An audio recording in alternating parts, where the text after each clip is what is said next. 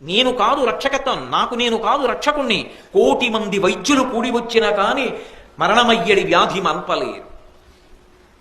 ఈ ఊపిరి ఆగిపోవాలని ఈశ్వరుడు నిర్ణయం చేశాడనుకోండి, ఎవరు ఊపిరి తీయించగలరు?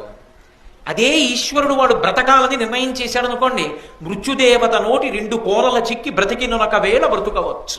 నేను ఇవాళ పేపర్లో చదివి ఆశ్చర్యపోయాను.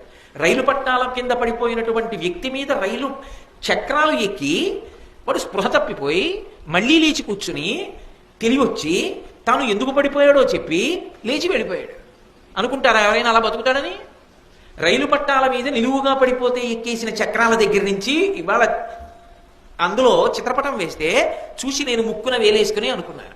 రక్షణము లేక సాధుడు రక్షితుడగు సమత చేసి రాయుడులందున్ రక్షణలు వేయి కలిగిన శిక్షితుడగు కలుడు పాప చిత్తుండగుటన్ అంటారు పోతన గారు. రక్షణ అన్న 3 అక్షరాలు ఎక్కడి నుంచి వస్తాయంటే ఒక్క పరమేశ్వరాధీన